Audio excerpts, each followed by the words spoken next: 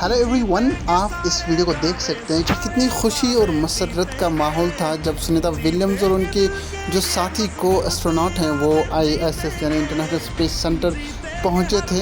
और ये इसी स्टारलिंक मिशन प्रोजेक्ट की बात है कि जब वो सक्सेसफुली डॉक हुए थे, सक्सेसफुली लैंड किया था आईएसएस में, इंटरनेशनल स्पेस स्टेशन में।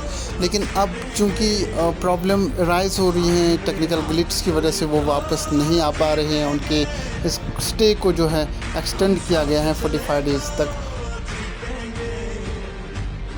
हेलो एवरीवन, जिस तरह आप सबको मालूम है कि uncertainty surrounds the return of Boeing Starliner spacecraft, जिन्होंने नासा के दो बड़े scientist Sunita William Indian origin और बच विलमोर को इंटरनेशनल स्पेस स्टेशन पर लिया था जून 5 को। इनिशियली उनका जो शेड्यूल था वापसी का, दैट वाज ऑन जून 26, लेकिन return journey has been postponed, it has been delayed. हम इस सब पे बात करेंगे कि why Indian origin Sunita William and उसका जो फेलो क्रू मेंबर हैं they are stuck in space, और जानने की कोशिश करेंगे कि what is the mission, what has cause the delay, what happens to the astronauts now. मैं आप सबको इस सब पे बात करने के लिए अपने channel defence and exam corner में वेलकम करता हूं। और हम आज के इस साइंस टेक्नोलॉजी लेक्चर में थोड़ा बहुत जानने की कोशिश करेंगे इस इशू पर कि क्या है बोइंग का इशू, क्या है नासा का, और क्या है ये न्यूज़ जो इंटरनेशनल न्यूज़ बन चुकी है, जहां पे डिले किया है नासा ने दो एस्ट्रोनॉट्स को ज़मीन पर आने से। इंडियन ओरिजिन सुनीता विलियम और उसका एक फेलो क्रू मेंबर।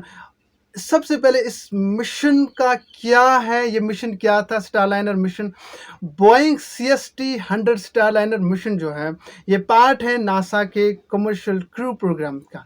इसको डिज़ाइन किया गया है कि to transport astronauts to and from the international space station, जिसको हम ISS कहते हैं।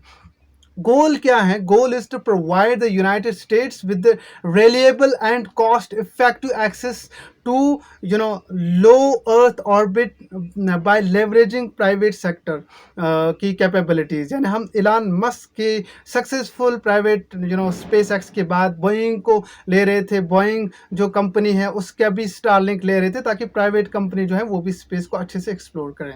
अब डेवलपमेंट और इन्वेस्टमेंट अगर हम बात करेंगे स्टारलाइनर स्पेस क्राफ्ट की, वो ये बिल्ड किया गया बोइंग ने इन्वेस्ट ह्यूज इसमें लगाया गया और इसकी डेवलपमेंट में बहुत ज़्यादा इन्वेस्ट आया है। नासा का जो अगर आप देखेंगे अवार्ड को, जो बाइंग कॉन्ट्रैक्ट को अवार्ड किया गया नासा के द्वारा $4.2 billion as part of commercial crew program. ये जो फंडिंग है this is aimed at developing, testing and certifying the starliner space craft for human space flight. Boeing का इन्वेस्टमेंट, इसमें अपना इन्वेस्टमेंट बहुत ज़्यादा है, अपना कैपिटल उन्होंने इस प्रोजेक्ट में इन्वेस्ट किया है।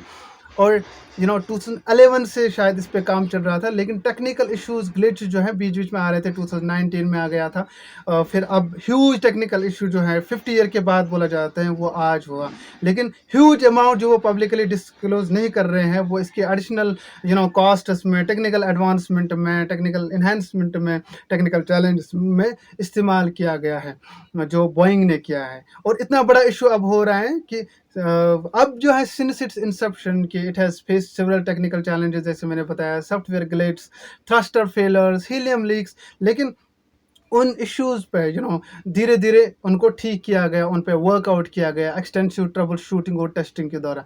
लेकिन आज का जो इशू है, इस टाइम की जो सबसे बड़ी न्यूज़ है कि हमारे दो जो साइंटिस्ट, दो जो एस्ट्रोनॉट्स हैं वो स्टक हैं इंटरनेशनल स्पेस स्टेशन में। हालांकि इसमें मैं आगे बताऊंगा कि क्या है ये सब, वो चिंता की बात नहीं है। लेकिन व्हाट वेंट रॉन्ग, लेकिन जून 5 को लिफ्ट ऑफ हुआ था US से स्टारलिंक। इस मिशन में जो है सिग्निफिकेंट टेक्निकल चैलेंज तभी से स्टार्ट हुए थे। सबसे बड़ा जो चैलेंज है इसका वो है thruster failure.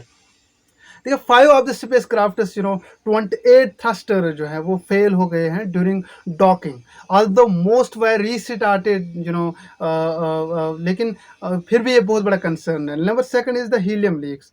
Helium leaks were detected both at the launch and during the flight. Helium जो है it's a crucial for pressurising fuel tanks for the thrusters, और इसीलिए ये अब वापस आने की ये नहीं कर रहा है, क्योंकि उनको इस लीक्स पे बात करना है। प्रोपल्जन तीसरा है, propulsion system essential for manoeuvring and it need thorough analysis, जब तक न वो इंजीनियर्स उस पर सही से सेटिस्फाई हो जाएं।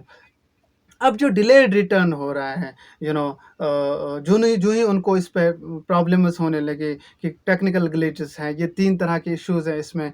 ओरिजिनल शेड्यूल जो था वापसी का, that was on June 26, but that has been delayed now. हालाँकि नासा और बोइंग दोनों इस पे वर्क कर रहे हैं, दोनों नीड कर रहे हैं more time to understand to resolve the issue, लेकिन इसमें हीलियम बहुत हैं, हीलियम 10 टाइम्स हैं, वो आ सकते हैं लैंड पर, ज़मीन पर, लेकिन नहीं चाहते हैं नासा या बोइंग के और कोई टेक्निकल ग्लिच हो जिससे कोई हादसा हो जाए, और फर्दर एक्सटेंड कर सकते हैं अगर ये टेक्निकल इश्यूज ठीक नहीं होते हैं। नासा ने ये अश्योर किया है एस्ट्रोनॉट्स की सेफ गार्ड को। रिटायर्ड लाइनर जो है, इसको डिज़ाइन किया गया है for mission lasting of 210 days in the space. Astronaut जो है they continue their routine activities on ISS international space station. उनका अपना जो रिसर्च वर्क है while they are awaiting for their return, और वो वहाँ पर ऐसे ही नहीं बैठेंगे, वो रिसर्च कर रहे हैं। जो बोइंग स्टार लाइनर मिशन है, it has face several technical, जिस तरह मैंने बताया पास्ट में, delaying the return of astronauts, जो अभी का रिसेंटली जो है सुनीता विलियम और बच वेलोर, नासा वर्क कर रहे हैं, बहुत सीरियसली वर्क कर रहे हैं कि उनका सेफली रिटर्न हो। लेकिन बहुत बड़ा ये यहाँ पे ये बात है कि अगर इस तरह की चीज़ें सही नहीं हुई, अगर टेक्निकल ग्लिच जो है वो सही से रिजॉल्व नहीं हो गया, वो सॉल्व नहीं हो गया, तो क्या फ्यूचर कोर्स ऑफ एक्शन हो सकता है।